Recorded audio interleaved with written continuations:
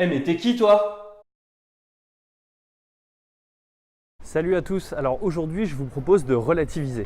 Je ne sais pas vous, mais quand on est en transition, on peut avoir des périodes de regret, se dire qu'on a fait une bêtise, qu'on n'aurait pas dû. Pour ma part, il m'est arrivé de me comparer avec mon ancien niveau social, celui d'un cadre bien payé avec beaucoup d'avantages.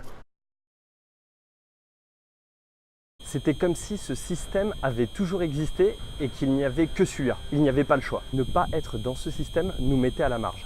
Et puis j'ai lu Sapiens de Yuval Noah Harari. Sapiens, c'est un condensé de notre histoire, l'histoire humaine.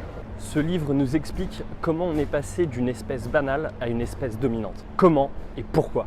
Aucun sujet n'est mis de côté. On y parle agriculture, économie, nation, religion et biologie. En le lisant, on se rend compte qu'on n'est pas grand-chose à l'échelle de l'histoire de la Terre. Par contre, on peut être fier de nous parce qu'aucune espèce n'a réussi à faire ce qu'on a fait en si peu de temps.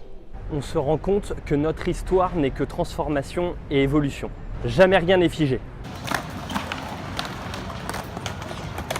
Ce que je voulais vous dire aujourd'hui, c'est qu'en lisant ce livre, je me suis rendu compte à quel point le système auquel on s'attache tant n'est en fait qu'un passage. Nous vivons une transformation, une évolution et d'autres étapes viendront par la suite.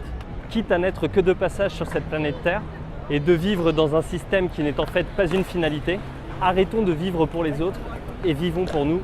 Essayons de créer quelque chose en lequel on croit.